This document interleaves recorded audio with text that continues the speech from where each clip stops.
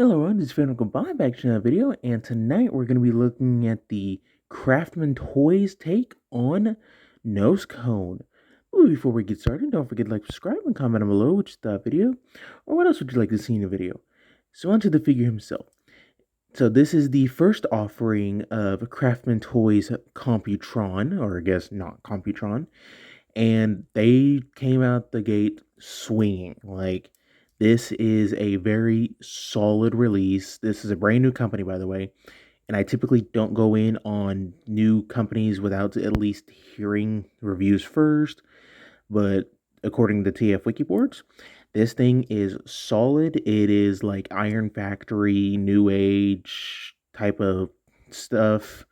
I will take their word on that. I don't have much of either one of those. So yeah. Now you also do get a collector's card type thing, which is pretty solid stuff. This almost feels like a credit card. And I don't talk about instructions too much on the channel, but these instructions are like super easy to follow. Like, you can just seriously, these are great instructions. This is how you should do instructions, third parties. Don't make me rely on people like MGO or, other ones. Don't get me wrong, MGO's great, but, whatever. So, anyways, so, again, this figure, really great. So, close up on all that detail. Focus, thank you. The drill is painted in a very nice silver, very shiny. Got the, it looks like metallic flakes in there a little bit. Now, what's interesting is someone had pointed this out. You can undo the drill for some reason. I'm assuming maybe you could plug it into the hand or something at this point. I don't know. So, there is that. That is not for robot mode. That's, a different thing. But going down the treads, you get some nice, molded detail. Wish this was picked out in a little bit in silver, just the pistons at least. But I think it's fine. It looks good nonetheless. Then going up the top, you get a little bit of silver right up here. Get the nice cockpit area done in transparent orange with this kind of paler orange around it. Then going down what will be the legs, you get some nice silver right here. And he gets some thrusters, so just in case you can't get, a certain thing to drill, there you go. So, yeah, not too shabby. Now, for articulation in vehicle mode, the drill does spin freely, and these thrusters do move up and down as well. So, but other than that, that is, the tank mode does have castered wheels, so he does roll, decently well. So, yeah. Now, for a real quick size comparison, and no, I'm not going to compare the Hasbro one to this one. I don't think that's very fair. So, but here we have a Magic Square Stunnicon, and yeah, he's got some bulk to him. Like, these, I know this one's not supposed to be like super bulky, but still, like, so there is that. And here we have a Doctor Wu cassette. So there is that.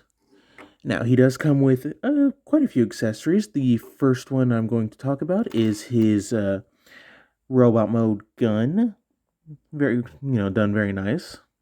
So, there is that. And he does come with two of these. They're exactly the same. So, focus. There we go. Very nice, detail. And he gets this little tank thing. It's the combined mode foot. I like how they at least made it useful. So, but you get some nice silver paint right up here. Get the two turrets. Get some silver paint right there as well. And the pistons are actually painted silver as well. Got the gunmetal gray. So there is that. Now, what can you do with these? Well, you can take the robot mode gun and plug it onto the port right up here. So plug that on, and now you got a even more tankier tank. But for these, you will plug this, where is it? That one right there, going into that slot, or this port, right where my finger's at. So you want to plug that in, and there we go. There is also a little tab like right here as well that will just sit right there. So plug that in, get this plugged in, come on, and there we go. So there is the tanks armored up. So now let's go into a combine mode. So I'm going to set this off to the side for right now and focus on him. So first things first, you do want to unpeg the cockpit area. I use a spudger because mine's a little bit snug. So unplug that. Then you want to take the drill, kind of unplug it and swing it over. There you'll see there is a difference in the hinges. So you can see one's pinned, one's not. Swing it over and bring it back while swinging it as much over as you can. Then you want to take this area, bring it all the way up, bring it up, then take the head, kind of push this whole assembly back, and then just keep pushing it forward until, it stops. And just, so, yeah, come on. Oh, there we go. It's on a double hinge, so you want to extend double hinge all the way. So that way the combiner joint is free. And just combine the drill. It does actually tab into place. So combine that. Just kind of flip up the thrusters. Then you also want to flip out just the crotch plate. If I can get it in there. Come on. There we go. So just flip this out. And there you got the shin. So for the combine mode foot, remove the gun. Set that off to the side. Take this, untap it, bring it back. Then you want to bring this piece all the way back. And then just straighten out the toe. And there you go. So how this is going to work, there is the rail system right here. We'll go in right there. There is that port that will go into his crotch right there. So just go ahead and slide that in. This will tab in. And there is a foot. And so far the articulation of the foot is a 90-degree ankle tilt with toe articulation up and down. You even get a little bit of heel, which is nice. So there is that. Now I am going to bring in, Menosaur so you can just see. Let me get this raised up. So obviously there is going to be pants, and then there's going to be the torso bot. So, but it's shaping up to be, about your typical Legends combiner wise. So there is that. Now I do want to talk about the foot real quick. So I'm going to unpeg this and slide this out. Something I did discover while messing around with this is if you pull this out and bring it down, you can actually undo all this. And then this can like fold up, and I don't know. I don't think it's meant to do that. Like this doesn't do anything. This tab doesn't go into the bottom of this. So I don't know if I, broke it. That's not the right word, but, still. It goes back together just fine. So I'm just going to turn it back to tank mode and set that off to the side. So let's get him into a robot. So flip up the crotch plate, bring this out so that way you can bring the combiner peg back. Then just gonna bring all this up, flip in that orange bit, flip this up to form his chest. It will tab into them. There is a tab right there going into the notch right there. So just get that tabbed in. Then just bring all this down and get to go. So next time you want to remove the guns, set them off to the side. Set them off to the side.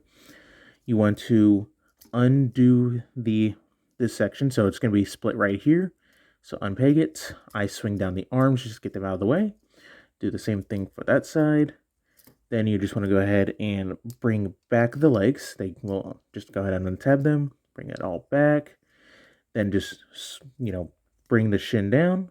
Swing this piece in. It will slide out just fine.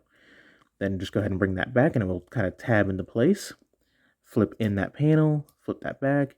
And rotate the toe. While you're at it, also flip up the knee pad. And there you have a leg. So do the same thing for this side. Unpeg it, flip that around, flip up that panel, up, shin. Bring this in before you do the toe. Then bring that back and rotate this around. And there you go. There you have the legs all done. So go ahead and flip this all the way back. And for the arms, straighten them out, slide them back. There is a, obviously a distance. Or not distance, whatever. English, hard. So go ahead and unpeg the arms, rotate this up. Then you want to unpeg this piece, unpeg it, bring it around, rotate this 180, and it will tab into a slot right here. So go ahead and get that tabbed in. That can be a little bit tricky. Then rotate the arm, rotate the fist, and there you have the arm. So do the same thing for this side. Unpeg, rotate. This actually does pull out a little bit to allow you to line everything up. Then bring that down, rotate 180 so the elbow's properly. Then rotate the fist, and there you go. There you have Nosecone in his robot mode.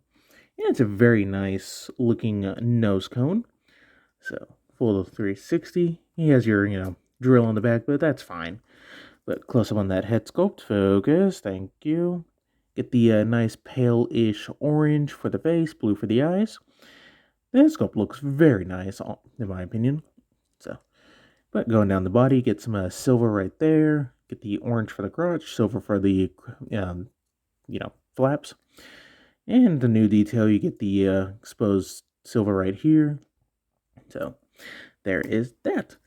Now, for articulation, the head is on a ball joint, so you get, a little bit up, a little bit down.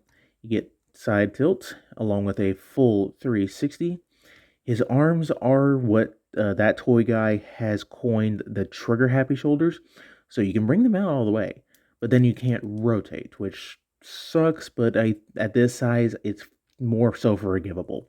But you can do a full 360. You get bicep rotation, over 90 degrees of elbow bend, along with a wrist rotation. You get a waist rotation.